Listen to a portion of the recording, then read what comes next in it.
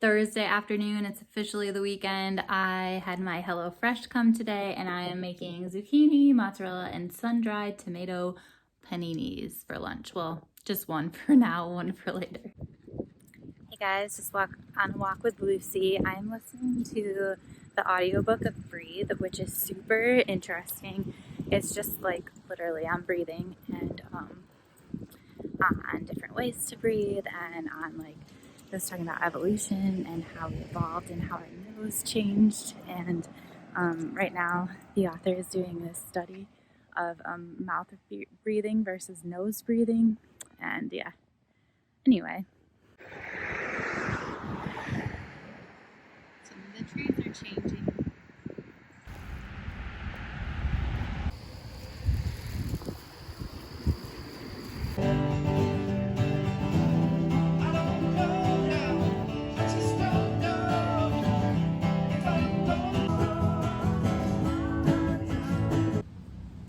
So it's Friday, it's almost lunchtime. Lucy and I are finally out for our walk. I had a really leisurely morning this morning and I had the best dream. Guys, do you want to know what it was about? It was about organizing my books. So I'm actually gonna do that when I get home and I'm gonna make a video on it because maybe other people will care about me having a dream about organizing my books and putting it into action. But besides that, we're just having a chill day. Nothing much going on besides reading and organizing, and that's it.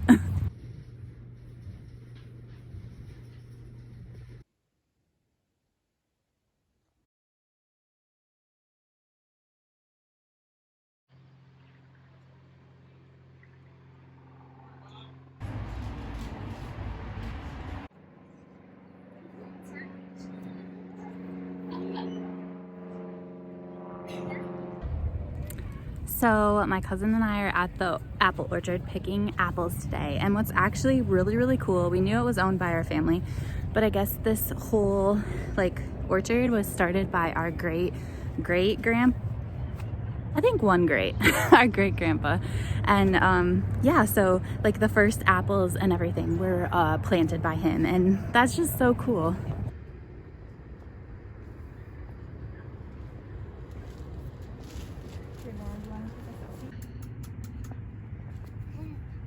Oh, you dropped it.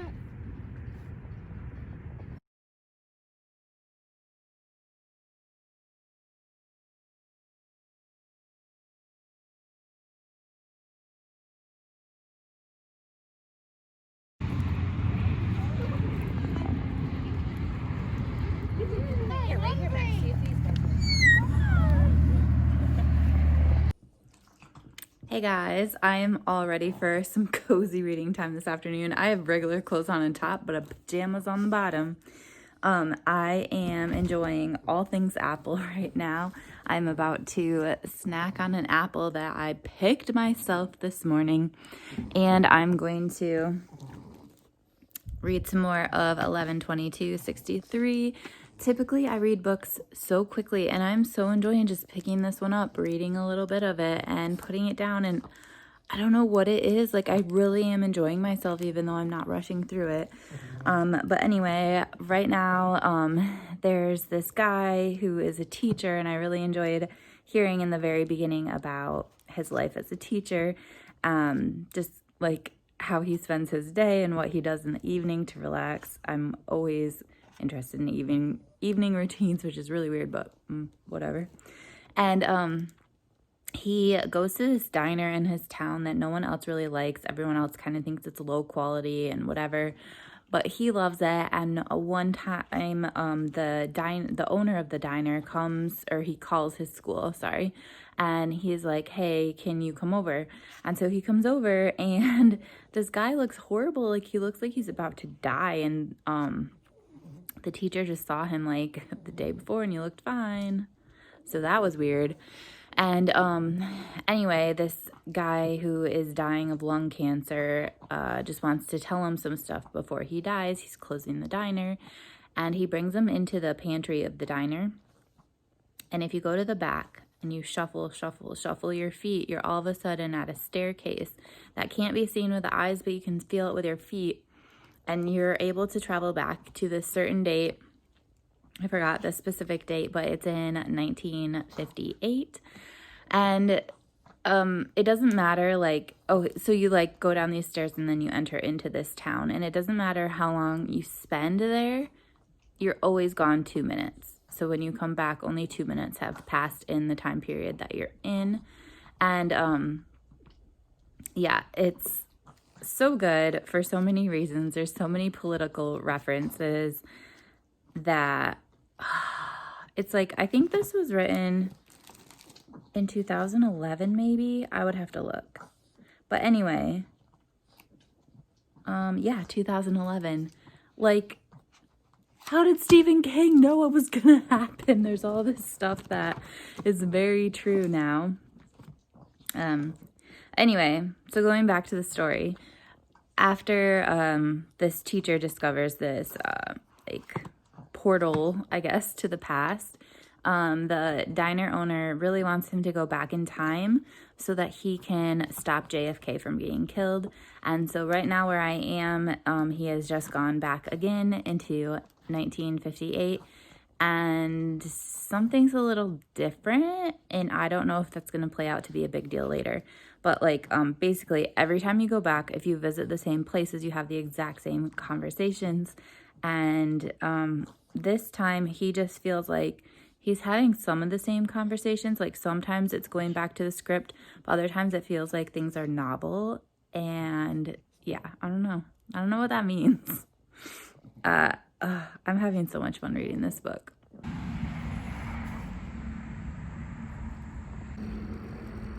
So Lucy and I are on a walk on this bike trail that's a little bit north of where I live.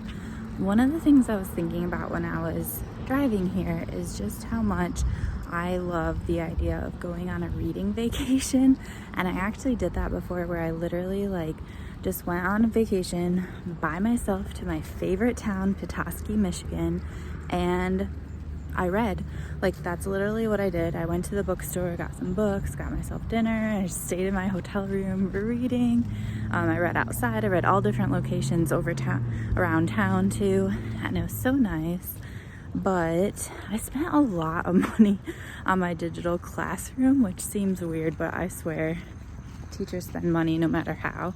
And so I don't think I'm going to do it this fall, but I was thinking about, I'm doing this year of reading one's own, and how nice would it be at the end to celebrate, to go to Petoskey and go on a reading vacation like a little bit after my birthday. And yeah, but I have a lot of work to do. I was just thinking about that. Like, I don't want to go just to go. I should go to celebrate how much I've accomplished. And I have 180 unread books. So I feel like I should at least get down to 100 before I can go on vacation, on a reading vacation anyway. But I don't know, because my goal was to get down to 50. Oh my gosh, I have so much work to do.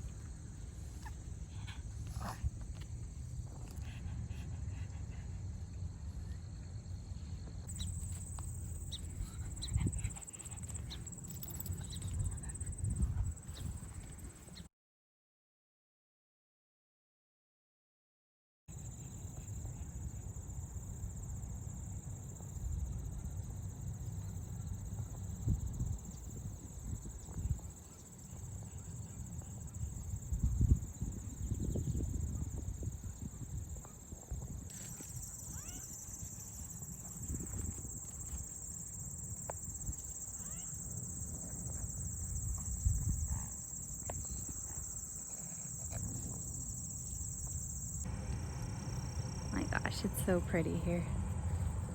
Do you guys see that little frog?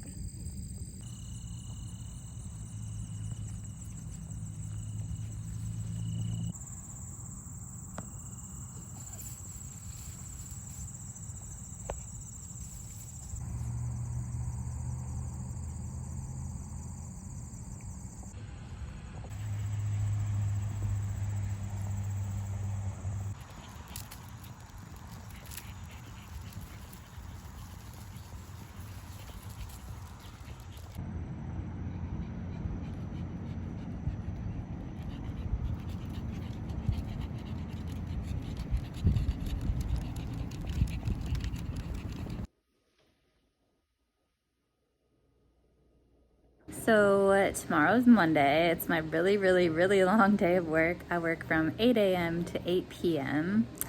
And then after that, I have a book study afterwards until 9 o'clock. And then I'll go to bed.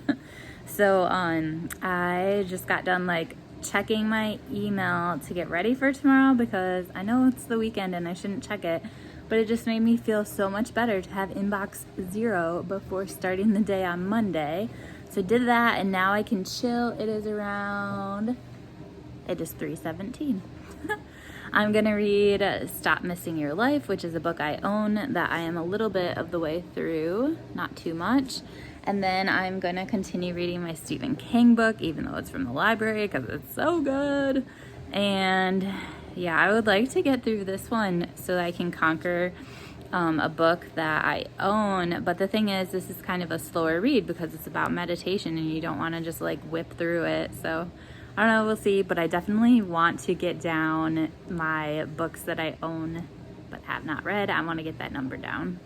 Okay, JK though, before I start reading this book on mindfulness, one of the things I was thinking about was how reading really calms me down and gets me into this really relaxed state. And my book Breathe that I am listening to was talking about how there are a ton of health benefits to breathing less often, like just slowing down your breathing. You still get the same amount of oxygen and all this stuff, but it's better for you. CO2 something. I don't really know.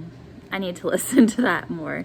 But I was curious if reading has health benefits because it slows down your breathing. I know it builds empathy and all this other stuff, but I'm just curious the health benefits of reading. All right, so this book says that meditation could reduce age-related thinning of the frontal cortex, which is responsible for cognitive function, memory, language, decision-making, and more. It also says that meditation, like physically, grows areas of the brain responsible for memory, empathy, self-control, focus, and joy. And that these changes can occur in as little as 8 weeks.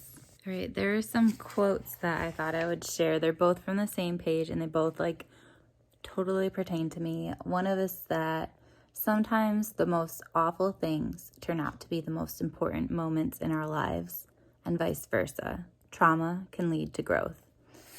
And then the other one on the same page, when we allow experience to be here, we give ourselves the opportunity to dance with it rather than be controlled by it. Done. 179 books left to read of the books I own but have not read.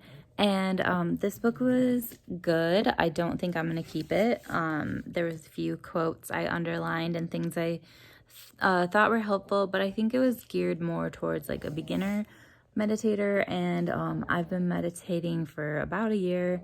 So yeah, but I think the part that's most interesting to me is just all the science stuff, which there wasn't a ton of that in here, but it always motivates me to hear about all the health benefits of meditating.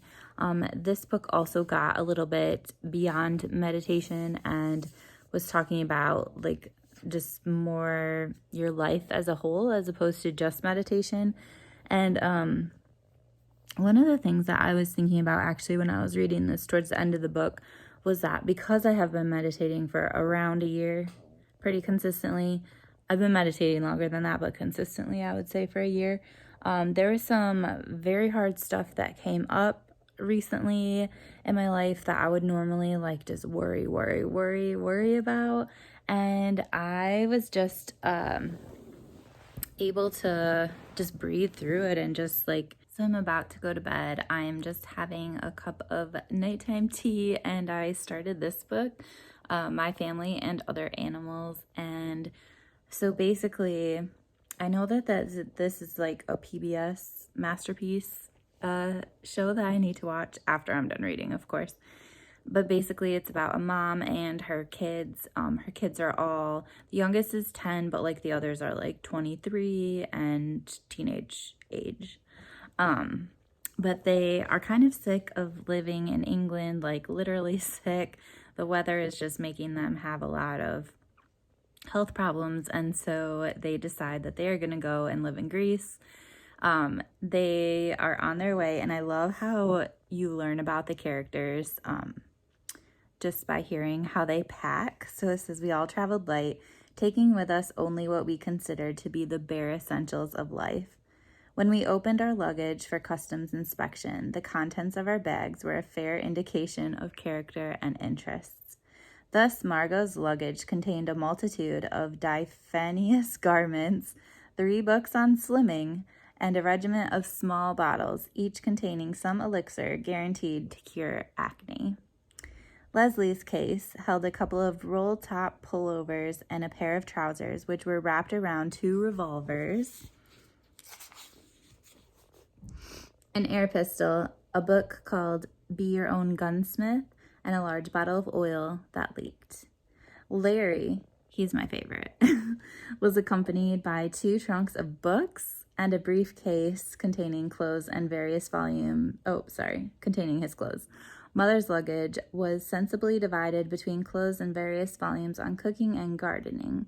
The author is 10 in this book, I traveled with only those items that I thought necessary to relieve the tedium of a long journey. 4 books on natural history, a butterfly net, a dog, and a jam jar full of caterpillars, all in imminent danger of turning into chrysalids. Yes. So the first chapter already has me laughing out loud, by the way. Basically, they are in Greece now, and one of them just went to the bathroom and there wasn't any toilet paper. And so he's telling this to his family while I think they're at a restaurant. Yes. And his sister is like, yeah, there's toilet paper. Didn't you look in this box that's by the toilet? And their mom explained to them that that box is where you put used toilet paper. And so now this daughter is like freaking out because that's what she used to wipe her bum. And then it says, once they got home, upstairs, Margot was in a state of semi-nudity, splashing disinfectant over herself in quantities, and Mother spent an exhausting afternoon being forced to examine her at intervals for the symptoms of the diseases which Margot felt sure she was hatching. And then it goes on to even talk about more bathroom troubles because they're trying to find a place to live, and none of these places have bathrooms. And the guy who's showing them their houses is like, why do you need a bathroom? Like, you have the ocean. Yuck, that's so gross. Like, that's where people swim. Yet another reason why I love Larry. It had taken 3 husky peasant boys half an hour sweating and panting to get Larry's trunks into the villa, while Larry bustled round them directing operations. One of the trunks was so big it had to be hoisted in through the window. Once they were installed, Larry spent a happy day unpacking them, and the room was so full of books that it was almost impossible to get in or out. Hey guys, it is Monday, and normally I have not been vlogging during the week when I'm at work, but I decided I would this week just because it will encourage me to actually make time for reading because I need more balance. So that is it. I just finished my morning meeting with my students, and today is the day that I vacuum. I split up my cleaning chores into like basically Monday through Thursday so that I have the whole weekend just to chill and I don't have to clean or do any extra work that is like I can plan ahead for. So today is floors, so I vacuum and then I like clean the hardwood floors, or they're pretend hardwood, but you know what I mean. And yeah, so I only have like 15 minutes before my next meeting with students, so I'm just trying to get as much done as I can right now. And yeah, we'll see. Just trying to cram stuff in and make the most of time rather than just wasting it scrolling through Facebook or something. This is called Our Class is a Family. Dinner time. I am making my dinner. This is kind of my dinner break. I work until 8 on Mondays, which I think I already said, but usually last week was the first time that I did one-on-one meetings, and I was just exhausted at the end of the day. And I don't feel that way at all today, and I don't think it's because, like, I slept better or anything like that. I think it's just that, like, we're kind of getting into the swing of things. I feel like most of the kids know what they're doing. I mostly know what I'm doing. All right, I'm about to head to book club, and by head to book club, I mean log on to my computer. But my church is reading this, America's Original Sin. It's about racism, and I just think it's really cool that I participate in a church that is willing to talk about this, and not just willing, but like motivated to try and do something. And we want it to be the same way. Oh, this is gonna be awesome. Right at the end, you kind of already curved up. I'm gonna do that. So one of the things I'm doing is having a bunch of clubs for my students who go to school online. And so we started our art club today because I'm just adding in one new club a week. So right now we have a read with me club and we have a art club. And then we're just, like I said, adding one each week. But today we drew Baby Yoda together. So this is my beautiful artwork. I think I need to change careers. So I was gonna cook a HelloFresh meal for lunch today because I don't have any leftovers or anything on hand to have for lunch. But there's not enough time for that, especially if I wanna go for a walk. So I am just gonna quickly make up some of these vegan dumplings. And then I have an apple that I picked the other day and a kale salad. My meal was almost vegan. All right, so a big part of my day, every day that I work, is just meeting with kids one-on-one. We talk about what's going well, what are areas of struggle. We might go through their grades and see if they need help with anything. If they're in third grade, I also have to give them a spelling test once a week. But oh my gosh, this one kid, we didn't really have too much to talk about. He's doing great. He all of a sudden just starts showing me around his house, and he shows me both his dogs. He shows me all of his chickens. He has a duck. Then he started jumping on his trampoline. I love my kids. This is like seriously the best job because you are not just teaching kids, you are seriously working with families, and you're getting to see the kids at home in, you know, just being how they normally are and not just like performing at school, you know? And yeah, it's really fun. It's just like a completely different way of teaching. Hi, people. Okay, so I did not like talk to you at all today because Wednesday is the day when I actually have to physically go into work, and I'm pretty much busy the entire time.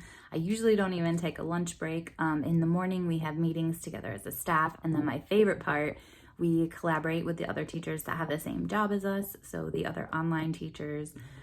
Ooh, it was amazing for us to talk today. And then we have lunch, but I don't eat lunch. Today I did, but normally I don't just because I'm so busy working. And then in the afternoon from 1 to 3:30, I have calls with students. I meet with them one-on-one once a week for 30 minutes, and I have my afternoon booked on Wednesday doing that. So I just got home. Well, I got home. I filmed like 2 YouTube videos. Now I need to make dinner, and while I'm making dinner, I'm gonna do some more work and listen to a PD. And then we have film club tonight, which is my absolute favorite. But listen, this is the best news of all.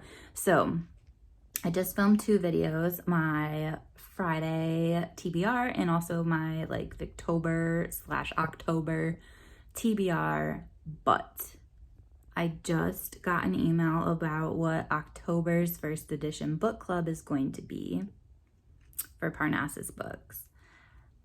And I also should say that I'm doing this year of reading one's own, so I'm not allowed to buy books that I have not read, even if they're my favorite, even if they're by my favorite author.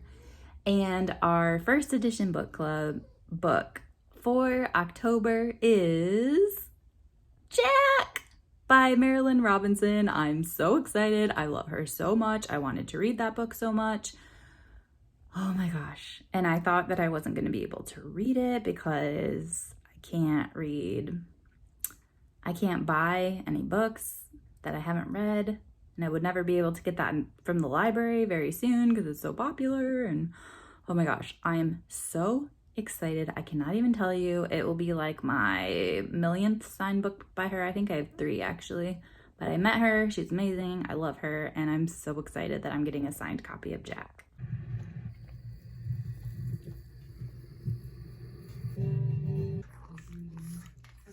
So